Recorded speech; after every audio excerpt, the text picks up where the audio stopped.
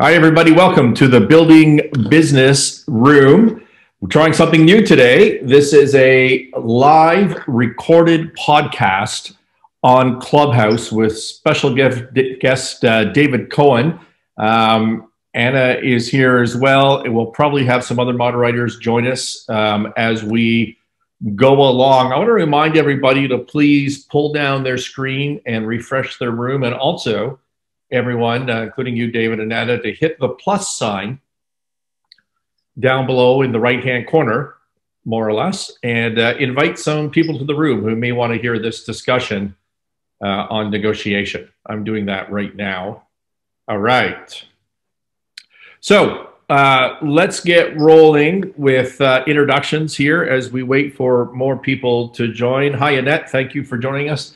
By the way, this is a live recorded podcast, and as I said, but people listening into the room, please feel free. Annette, Evan, raise your hand if you have questions or comments as we go along on negotiation. That's the whole point of this, is you get to participate, ask some questions of our special guests today. And Anna, I want to start with you because we'll introduce the moderators quickly first. Give us your 30 seconds, and then last I'll introduce our guest, David, here, or ask him to introduce himself. Thanks. Hello, everyone. My name is Anna Nesterova. My primary area of focus is actually biomedical technology and medical devices. I run my business out of Calgary, Alberta, and I represent a number of medical device companies. Some of them are international, some of them are Canadian, European, and I am selling medical products to hospitals. And I'm also building an educational platform for people who are trying to get into medical device industry. Thank you for having me. All right, thank you. My name is Scott Sinclair, and I am a purchaser, so a buyer of, an investor in, lender to, consultant to largely troubled businesses. I've been doing that for 30 years. And when I work in restructurings and turnarounds, I spend all day, every day, working on negotiations and persuasion frameworks. And from time to time, when things become really complicated, I call my friend David Cohen, who is our special guest today. And he is a world-class negotiator on multiple levels, and has been more than kind to join us today for our initial podcast here on Clubhouse to give us his wisdom on negotiation. So, David, could you introduce yourself, please? Give us the long form. Sure. The long form introduction for David Cohen. I am a lawyer who has worked in the corporate law space at Gowling WLG and all of its predecessor firms, right back to 1989 when I started as a summer student. I've been doing this for 30 years. I've also been the head of the Turnaround Management Association, that is its president and global chair in 2016 and 2017. The type of work that I do is both on the lending space and the restructuring space. And I spend most of my days, I do corporate law as well, and I have more than a few general corporate clients. I would say that in 30 years of a career, easily 80% of what I have done has been negotiation. I've also had the fortune of sitting in and acquiring a distressed business with a partner or two. And over the years, I have learned how to negotiate on my own behalf. Okay, and so the context for, and then in addition to all of that, from 1998 to 2003, I taught a bankruptcy course at Osgoode Hall Law School at York University, and our focus was on actually what we call a war game or a simulation exercise, entirely around creating teams to negotiate with each other to solve what was basically an intractable problem. So I actually taught negotiation skills at the university level. And that's it. That's who I am. I live here in Toronto. Excellent. Thank you. So David and Anna, we did a test of this podcast for 15 minutes last week. I just want to start all over. Not because I entirely forget everything we talked about before, but that might be part of it. But just because this will be I'm getting poor connection signals as well. This will be a fresh start for our initial recorded podcast. And David, the first thing I want to talk about, you and I had an offline discussion about this as well, is I get entirely frustrated when I listen on Clubhouse to advice on negotiation. I hear academics talking about negotiation. I listen to podcasts and read books, audiobooks on negotiation, and they always just jump right into a sort of micro techniques that, feel manipulative or just feel like they completely missed a framework for how to approach things. Like, for example, I was listening to somebody on Clubhouse a week or two ago, and they were talking about, when you're in a room with a man and he's nodding his head, it's because he agrees with you. But if you're listening to a woman, if you're talking with a woman and she's nodding her head, it's probably not that she's agreeing with you, but rather she's encouraging you to continue to communicate, which is, I'm willing to be, I'm sure that that's true. And I'm sure it's relevant and useful information to have as a negotiator, but it's really not a framework for how to approach a negotiation. I really want to focus on how to approach a negotiation. If you're a business owner, you're an entrepreneur, you're in a difficult situation, and you need to understand how to think about negotiation, you can't just think about this one sort of tactical piece of advice that people seem to throw out. So with that, I'm going to ask you that question. I talked to you about my framework that I, started to work on when I was getting frustrated listening to a Clubhouse room. I come up with the acronym so far of the ATMOG, focusing on attention, trust, the meaning, understanding the meaning to the other side. What is open? What's available? What are the possibilities for a solution? Finding the gap in between. And I know that your response to that is you had a framework of getting to yes, which I believe was a Harvard originally driven framework. Can you talk about just how you approach negotiations, what your framework is for that, and what does getting to yes mean? Why don't we start there? Sure. So I believe the most fruitful negotiations come from an honest, open, and truthful dialogue between the two sides. I believe that there's a sharing of information and an assessing of each other's positions. And rather than, drawing lines in the sand and creating ultimatums, you create a framework of where you're trying to come up with a cooperative solution. And you are, in fact, attempting to identify opportunities for win-win. And you're agreeing to some basic sort of guidelines for the negotiations. But let's take a step back for a second. And getting to yes is it's an 80-odd page book outlining it, a little handbook, a pamphlet. It's worth a read. I recommend everybody read it. It's available online. You can order it. But at the heart of it is, it's getting away from, purely positional bargaining, which frankly is more likely to fail than succeed, because positional bargaining doesn't show respect for the other party's perspective and interests. And the trick in negotiations is bringing the interests of one side of the table and the other into alignment in some way. That sounds awfully academic, right? But it really isn't. And so if you wanted to talk about what my framework for negotiations are, it's actually pretty simple. I like to spend a lot of time listening. I like to, first of all, sorry, one step back. Are they bilateral negotiations or multilateral? If they're bilateral, it makes it a lot simpler. It's just two parties. If it's multilateral, remember that you're going to be dealing with a whole variety of interests that are tugging on your solution and pulling the solution around the table away from you and towards another party or yet another party or yet another party. So first of all, you have to understand what your field is. Who are you actually negotiating with? And then you have to listen and really understand, reading between the lines, what are they looking for and what are their interests? Because sometimes people who are positional bargainers on the other side of a table will put down positions not because they believe in them, but because it gets them to a point in their negotiation or in a solution if they get near that position.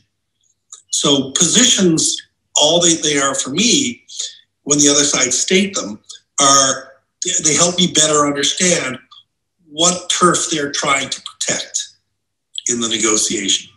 So, and I like that terminology. Scott, I like to know what the other side really has their arm around, right? Lots of people will put out all sorts of things on the table. There might only be 3 that matter, and they're prepared to give 3 or 4 other things away if they can get the 3 that they really want. I try and understand the 3 that they want by listening, right? And if you don't do that, you'll often think you're winning a negotiation when in fact it hasn't even started. What do you do when you're listening in a multi-party negotiation? Let's say you have 10 parties. I just made that up. And 9 of them, you can see the end game.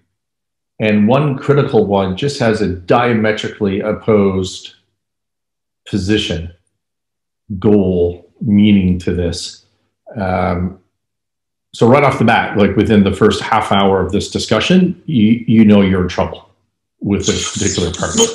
Well, it's interesting because in big sophisticated, the biggest negotiation I ever ran had over 75 people in the room, and there were 26 different stakeholders. And I systematically walked around the room and met with each stakeholder group, had a separate conversation. Because what people will say on an open table versus what they'll say, to you individually in a closed door is often completely different. So it's actually really important to not just judge by what you hear in the first 30 minutes of a meeting. It's important, if you've got a multilateral meeting, to break the group down into discussion groups or breakout groups to allow you to understand their side a little bit better. And they may talk to you more candidly if you're in it behind closed doors with them. Or they may be subject to peer pressure if they're not. Correct. And so, but if I like to do a diagram, and I did this when I taught at law school. I draw a bunch of circles on a piece of paper, and I have about 9 of the circles all intersect each other at some point, like where you could shade in at all 9. The area you shade in is common to all 9 circles. And then I draw one circle way the hell out, the outlier in the negotiation. And I go, that's a really important party, and they're not in your semi-concentric circles area. How do you get them in? And so you look at it, and when you find out what they really want, this other group of parties, the other 9, have to decide whether it's worth paying them to come closer to being aligned with you. Because at the end of the day, it may just be a financial gap. If they want your firstborn child, I might give my firstborn child away. He's in the audience. But if they want your child, you're not going to give it away. But you certainly, that line between the outlier circle and all of the outliers, I used to call that the bribe gap, or the bribe line. And what the bribe line is I've got to put money down and either bring them in toward the center of the group of 9, or they have to, if they're a part and we don't care if they join, they have to put money down to come into the center of our group. And so you use this modeling, this sort of chart modeling to identify, and I actually put parties up on I put the interests up on a whiteboard in a separate room, and I'll map people out exactly where I think they are on a settlement. And I'll try and find the common ground for all of them. So that's the way to do it. If you can't get them to the table, then what you get into is what we call the best alternative. If this falls apart, what am I going to do? the BATNA. And for that other party that's in transition, if this falls apart, what are they going to do? Right? What's at stake? And if they've got nothing at stake and you got everything at stake, then it's your responsibility to walk along the bribe line and solve the problem. If you've got nothing at stake from going sideways and they have everything to lose and there's a gap between you and them, then they're going to have to come toward you. It's really quite simple physics, right? It isn't complicated. David, can I actually jump in and ask you a question? Sure. I'm curious if you could give us advice on a situation when you actually are coming to a negotiation table, but you know that you have a weaker position and your opponent has a stronger position. And I'm curious to know if you had cases like that and what suggestion or what advice you can give people feeling that. Because I think I've been to a situation like this maybe a couple of times. And I find it's a very challenging one. It takes an extra preparation. It takes an extra effort, extra mental, capacity just to walk in and still be at the table. So I'm curious to know what you have to say about it. Well, if you've done your due diligence before you're going into a negotiation, hopefully you already understand the strengths and weaknesses of your position. And you kind of sort of understand the strengths and weaknesses of the other side, because that's an advantage you might have.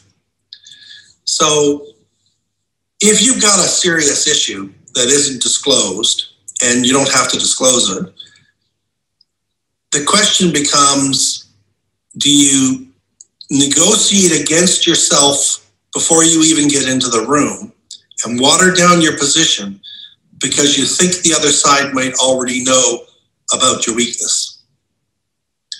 And my answer to that is always never lead with your chin in a negotiation, right? Always have your gloves up. Always be ready for the fight. And it's not a bluff.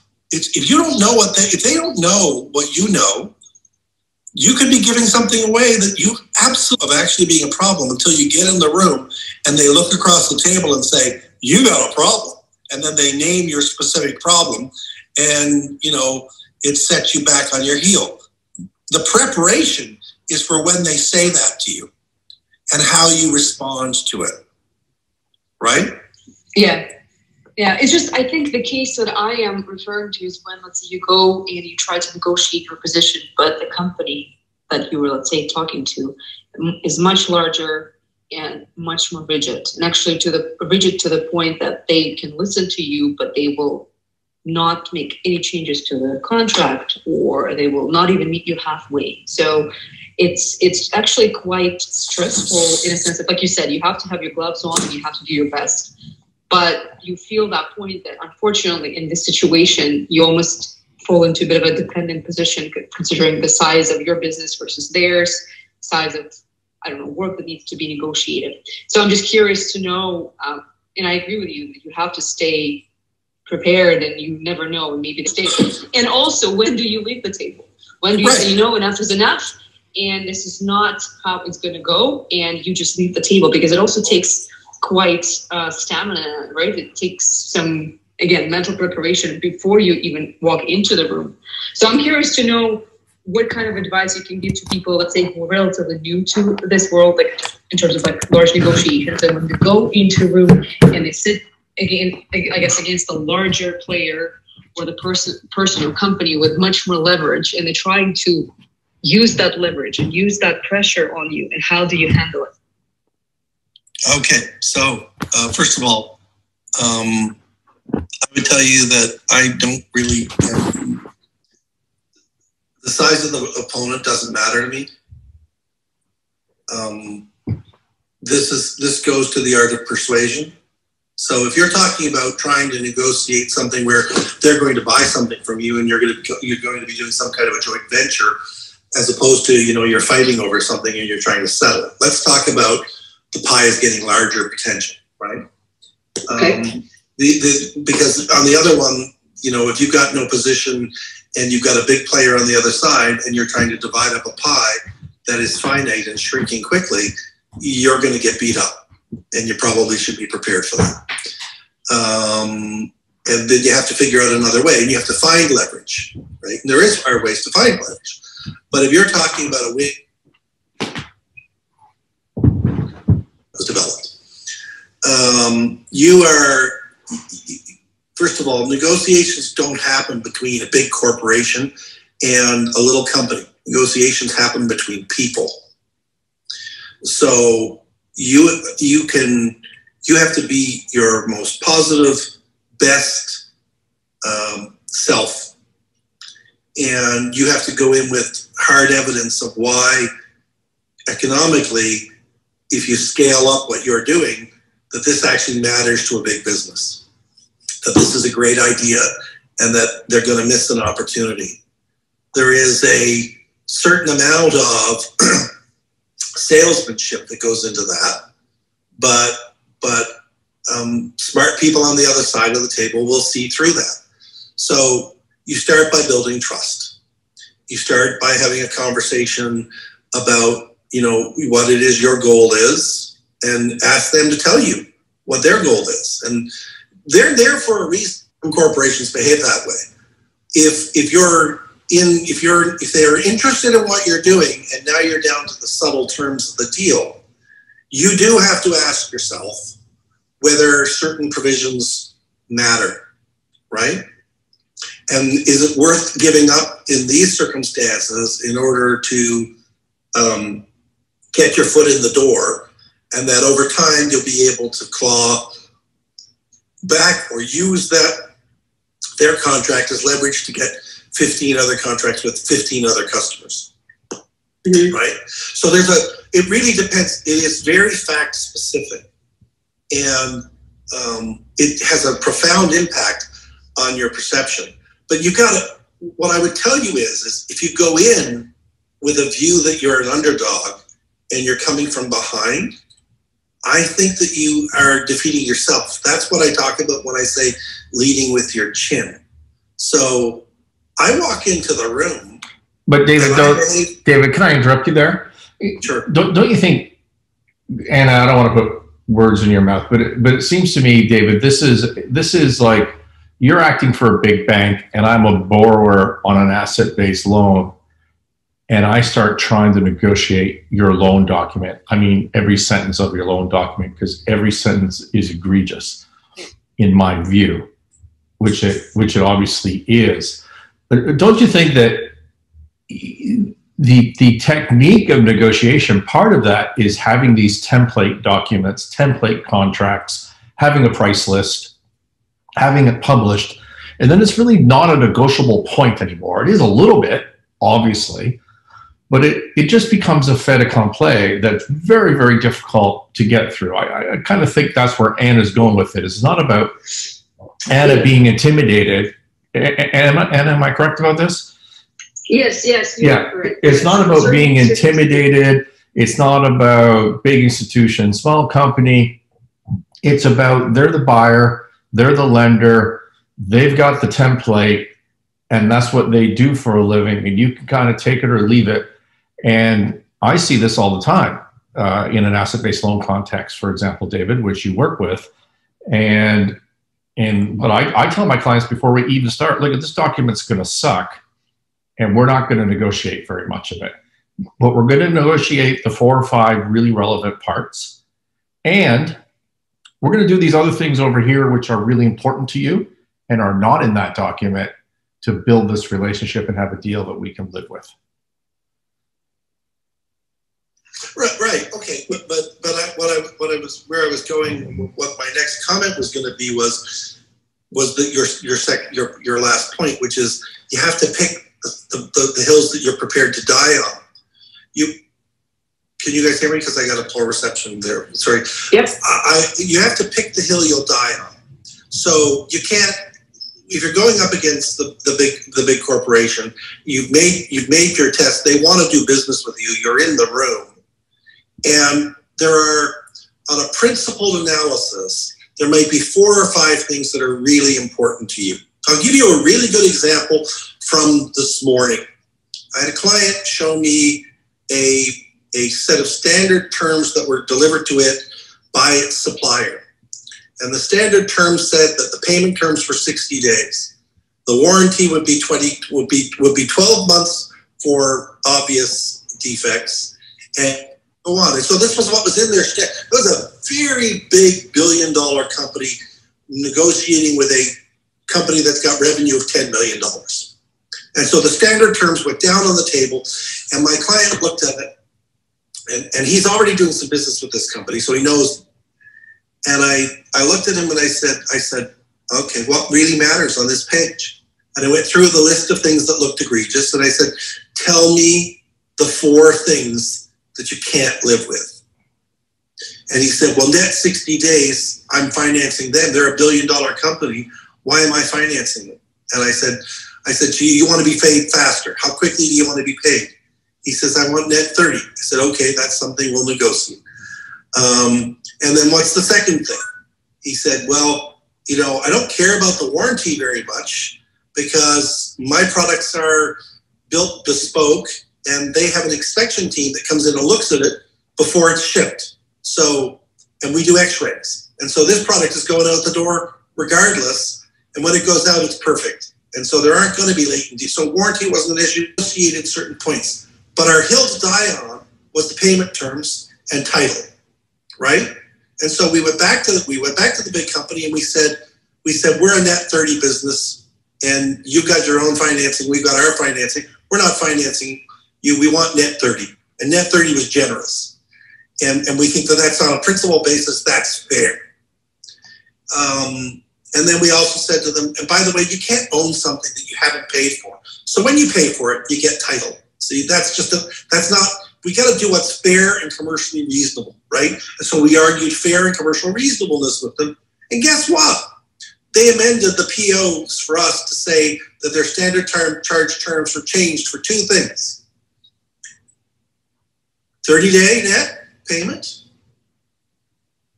And the second item, they gave us both items. They gave us what we wanted because we focused on the things that really mattered to our business that would do damage to us. The things that we would walk away and do business with a different supplier rather than them.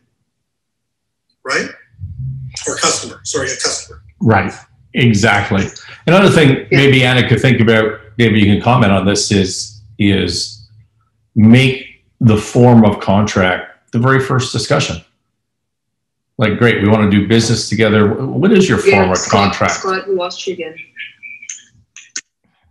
You're losing me? Yeah, you have to restate the question.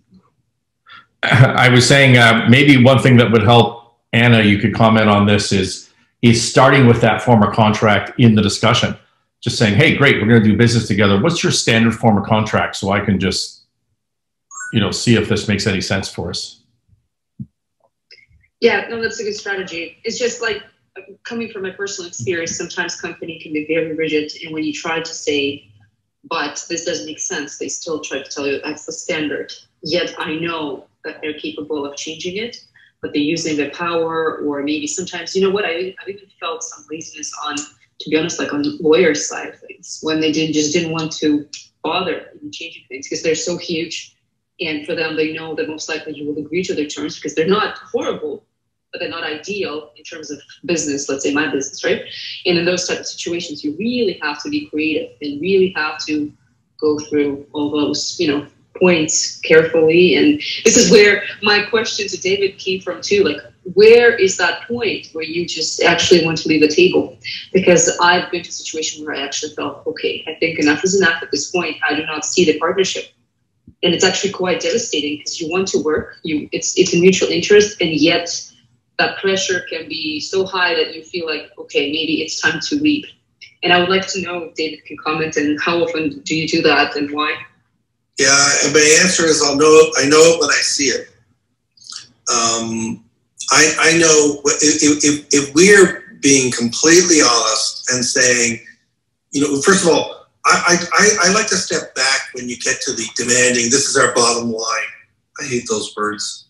You get in a negotiation and somebody says, this is a deal breaker. If I had $1 for every time somebody told me something was a deal breaker that wasn't, I could retire now. that's a posturing and positional language. And I look at them and say, why? So I just ask the question, why? Why is that a deal breaker? Why wasn't the other term a deal breaker? Because what that is that's ego speaking over intellect. Okay? So you got to differentiate between what people do because they can, or because they need to for their own ego, or because their boss is in the room and they want to, look like Mr. Big Pants or Mrs. Big Pants. And you got to differentiate between what they're doing in that environment and what they're actually, prepared to do. And you have to, sometimes I'll just say, can we take a break? And I'll take the person who's on the other side of the table and say, why don't we go for a walk? And we'll go down the elevator, we'll go walk around the block, and I'll just say, it doesn't help when people draw lines on the sand every 15 minutes in a negotiation. Every term can't be a deal breaker. But if you're really telling us that's a deal breaker, then, why don't you just tell it to me right now? Because I'll just go back upstairs and we're going to pack up our stuff and we'll go find another person to do business with. Yeah. But if this doesn't, and you can't make it personal. You got to make it you got to look at them and just go, I actually think there's a great deal to be done here. And I think that we need a little more cooperation on this. And I need to understand why that's so important to you. And if you can't explain to me why it's so important to you, that's probably not. And you're probably just using it as a position, and you've got some ego attachment to it, or it's something that a boss told you to say, or it's something you learned in a seminar, right, about negotiations.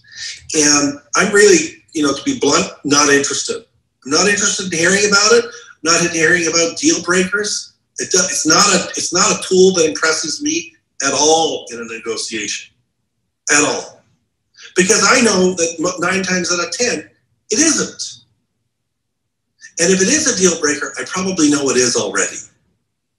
So why am I even in the room if I need it and you can't give it? Yeah. Yeah, exactly. That's great. Exactly. David, let me give you an example of a negotiation I recently had. And where I'm going to come to with this question is back to trust. Because I think just trust is a major thing in negotiation. You and I have talked before about the concept of the trust bank. You do things to build up trust. You do things to withdraw trust from your account, and it makes the most material impact on where you end up at the end of the day.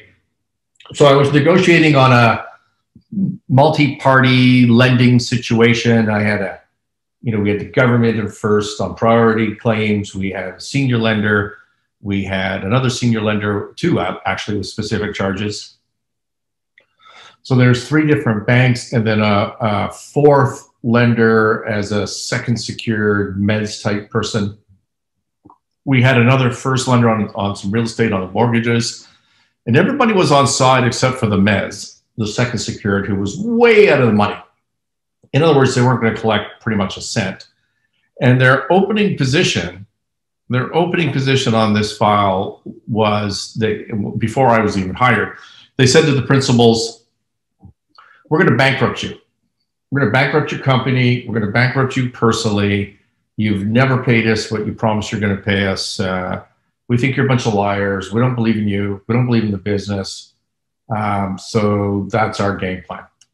And the math, David, just for context, the math was they could probably collect a decent amount of their loan if they worked with the business, but they're going to get 0 if they went after them through a bankruptcy. What would you do in that situation? You can lead a horse to water, but you can't force it to drink. And there's no solving a you're too goddamn stupid for your own good problem. But I'm feeling let off the hook here. I like it. No, there is some truth in that, right? Like there's no bargaining with stupid. And sometimes you come up against stupid.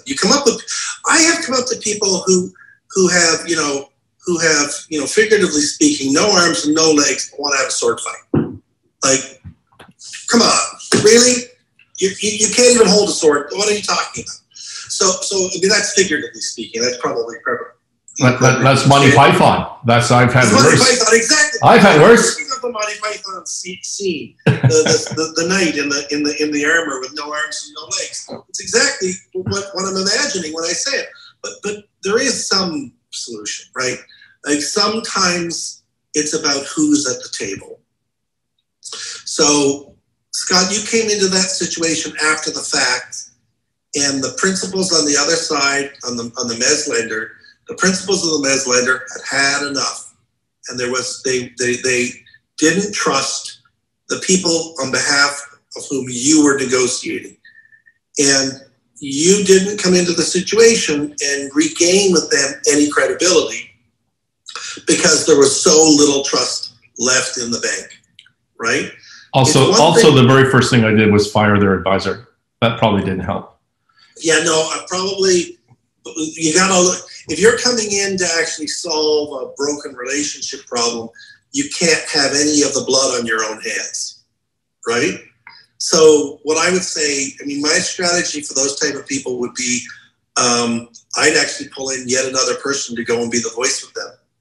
Somebody that's got a relationship with them already, who might be able to have a credible conversation. Or you might offer them something on the bribe line to get them to the table, which is what they want, by the way.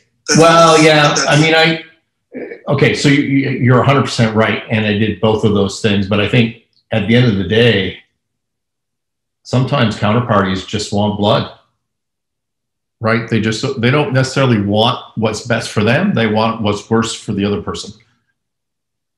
Yeah, no, if I only lose a finger, but you lose an entire arm, sometimes the battle's worth it. I get it, but. And you see that, correct? Like I'm not looking for really diagnosis of my situation. I'm just trying to point out that you see that in negotiations, and there's kind of nothing you can do. But what are your best bets in that situation? Well, I mean, to be honest, when I get a threat like that and I get an unreasonable player, right before I turn the lights out on whatever's being shut down because of them, I make sure that I pour gasoline on the floor and light it on fire, and make sure that they don't get a goddamn cent for being such, assholes about it. Let's be really clear. There is a consequence to their behavior too, which is a complete lack of coordination of an orderly transition to a liquidation process that would favor them in any way. You don't have to cooperate with them either, right? Like they can't behave that way and expect you to help them get their money back. Yeah. You can make it hard for them every single inch of the way and make them pay for it. Yeah. Yeah, I think that's right. It's a... I want to point out what that just became. That just became two positional bargainers with a big gap between them, okay? And so if you had been able to convince them to get to the getting to yes model where you work on a principle basis of accepting some basic logic and principles around the negotiation and some basic agreed analysis about what the waterfall is if they don't do a deal with you, what their back is. If you were able to do that, you can get them off the position. But otherwise, what that just became was exactly, which is your worst fear as a negotiator, two positional bargainers pouring gasoline on whatever's in front of them and holding out a match and saying, I dare you. Yeah, I think that's a fair summary, because my default position, honestly, if it wasn't COVID, I would have flown there and just sat with them and had a couple of drinks, and we probably would have got over a lot of this. But Zoom wasn't cutting it for that particular situation. But in the absence of a trustful negotiation, a trustful discussion, you're kind of, my fallback position is to try to put them into a corner and just make it black and white. Like, it's in this hand, there's millions of dollars, and in this hand, there's nothing, and hope that they make the right decision. I've had the door A, door B conversation more often than I would like to have it. Yeah. Yeah. Exactly. Door A is a beautiful 2021 Mercedes coupe. Door B is the pit and abyss of hell. Which one will you choose? Someday for you, David, I have an inappropriate story about that, which I won't do here on Clubhouse recorded. But I mean, look, I guess, you know, what's really great about what you just described, Scott, and the process we went through was that we showed why positional bargaining doesn't actually work. Yeah. And just so that you know, Anna, positional bargaining favors the powerful. Yeah. Right? Yeah. Mm-hmm. And coming back, David, to sort of Anna's consternation with the pre-printed contract that's not negotiable, I think another example of that is what I experienced on this negotiation is a, credit committee or the sales manager, the car sales manager in the back, right, that I got to go talk to. The financial institution version of that was just endless in this negotiation. And it always came back with like nothing resembling what we had discussed for the last 3 months. But that's, okay, let's not talk about credit committees. Let's just talk about people who don't have the mandate to negotiate, right? Exactly my point. The first thing that you do when you're sitting in a negotiating room is not only decide whether they have the ostensible authority of the position, right? In other words, are they the right person at the table based on their title, right? But then you ask yourself, the second question is the decision maker in the room. So lots of people will use, I've got to go back to my family, or I've got to go back to the family trust that owns the shares, or I've got to go back to the credit committee, or I've got to go back to the executive leadership team, or I've got to go back to the CEO, and they'll use all that, right? But the reality is, in 95% of the cases, if they become convinced that they should do the deal with you, they're going to go back and sell it better than you ever could to their committee, boss, wife, or family trust. And what they're doing is playing good cop, bad cop with you and keeping the bad cop out of the room. I'll go talk to the bad cop about this. Mm-hmm. Oh, I'm not so sure. And it's like, Jesus, guys, come on. Are you here to cut a deal, or are you here to talk about how you don't actually have any authority to do anything? And why am I talking to you? Why don't we just get them in the room? Oh, well, they don't go in the room. Okay. Right.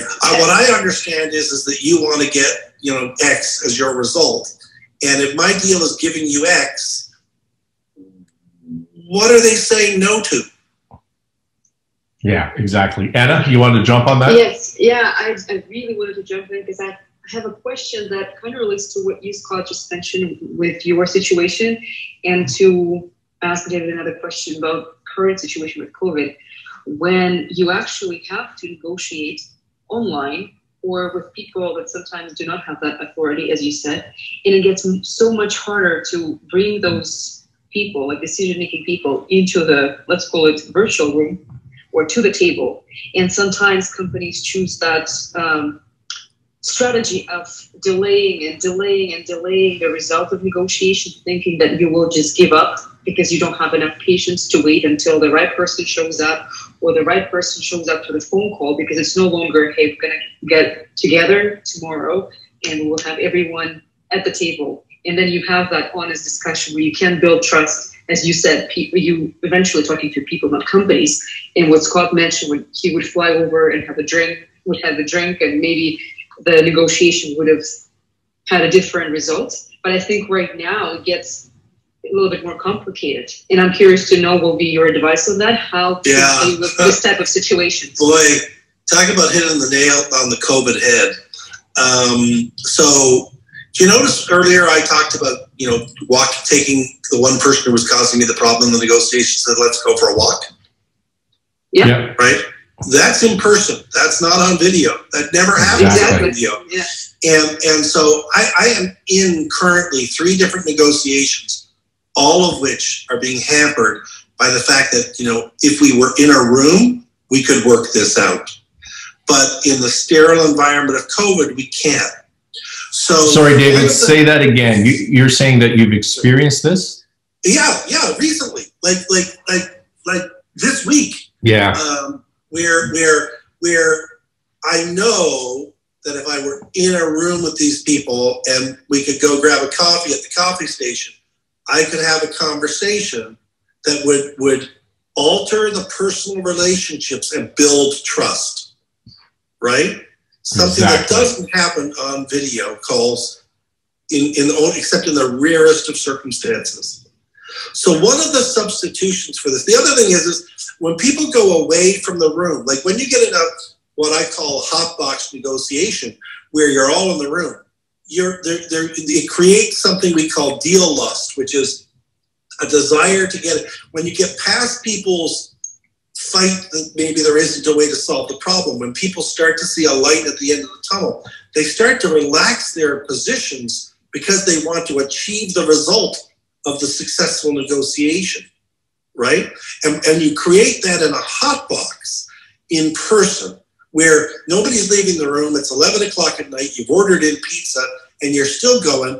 And then, on the breaks, you're talking about your wives, your kids, you're boating, you're fishing, you're golfing, whatever it is that you like to do, right? You're cooking, whatever it is you like to do, he or she, and with him or her, and you're building a personal rapport. Then you come back to the table and you sit down and you've already changed the dynamic.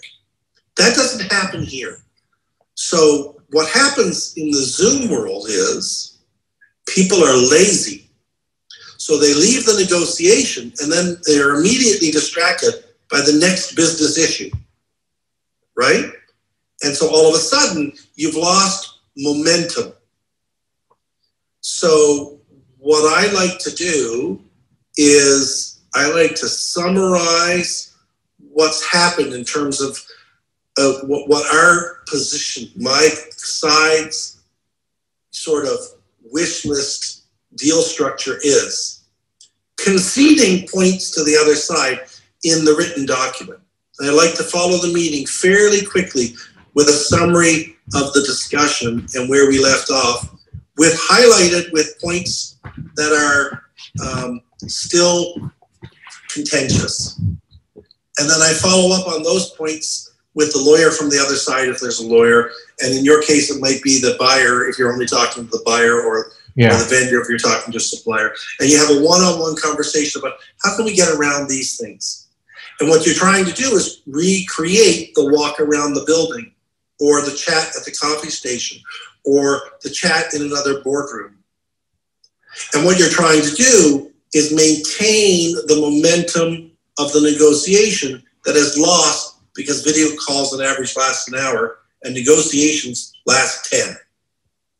David, I want to ask, I don't know how I'm going to say your name properly. It's in your profile here.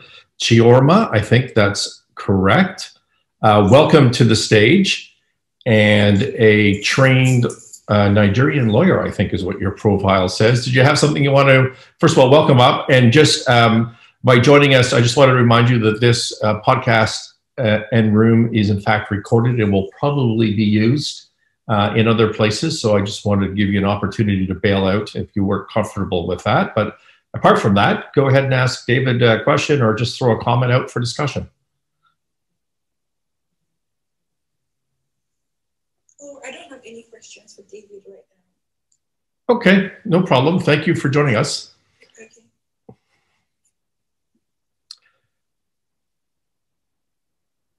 Sorry, trying to get on mute there. Yeah, David, in my position as a chief restructuring officer, I try to, my position on this is not to be a negotiator, although obviously I am, but to try to persuade the other side that, hey, my job here is to help you and everybody get as much money as they possibly can out of this situation, right? So let me help you pitch. But I just, on Zoom, if there's a baseline of highly negative trust to start with, it's just, it's a tough putt. So we're all gonna hope that this COVID situation will resolve soon, so we can go back to normal negotiation styles. That's the hope. There you go. David, are you still with us? Yeah. There you are. There are other things that you can do, tips and tricks associated with negotiating that we haven't really hit on here today. Like making sure that you stay on an agenda, don't get pulled aside from your goals, right? So if you're calling, it's always best to be the person who's calling for the negotiation. It's always best to share what you think the agenda for the discussion is going to be, right? Because then you can control both the pace and subject matter of the discussion.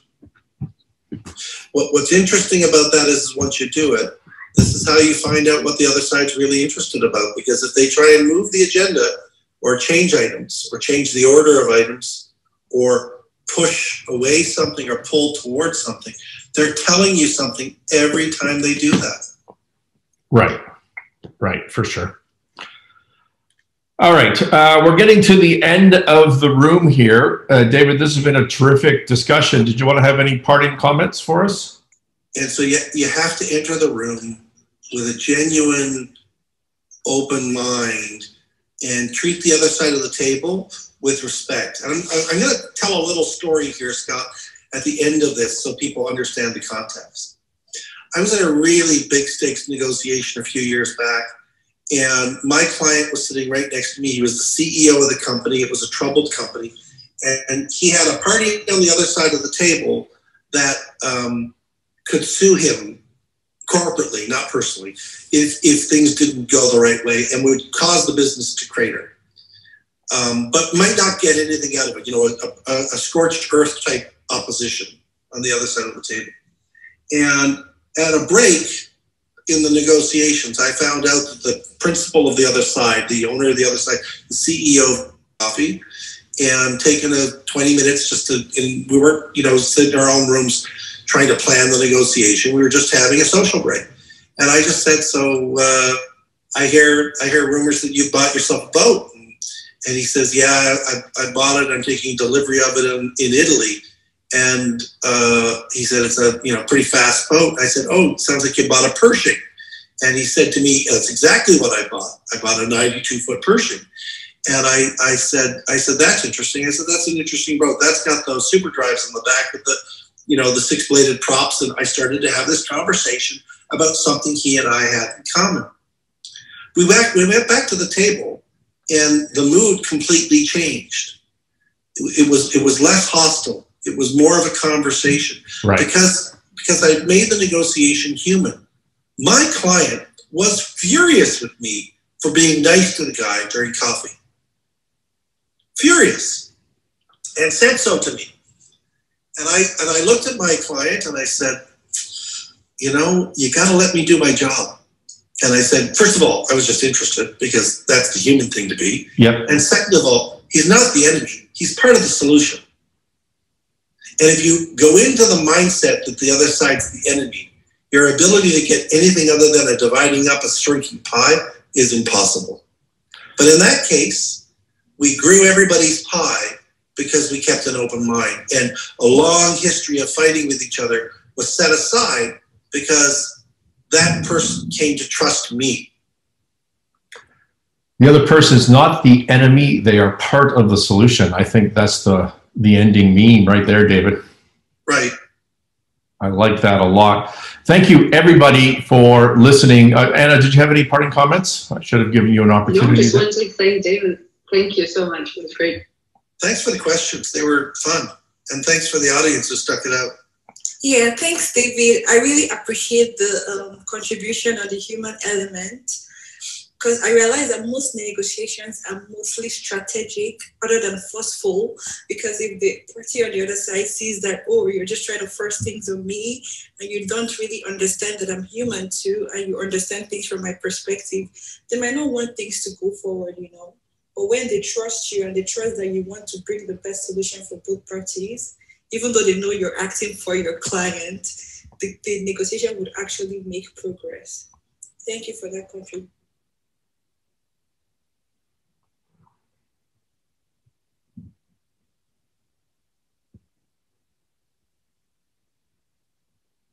You're on mute. I thought you were talking. All right, everybody. Thank you very much. This has been the Building Business Room. And I know that those of us on Roger have had sketchy internet tonight. Rogers, if you're listening to this on record, is a recorded version, is a Canadian internet cellular provider, and the entire country's been out today or on and off. So everybody's had troubles. But hopefully we got through it and we've got a good recording of this. I've enjoyed the conversation. I've learned a lot. David, thank you again for this, and we will we'll talk to you next week. Same place, same time, 6 p.m. Eastern on Clubhouse. Anytime. Thanks all. Cheers. Bye, everyone. Bye.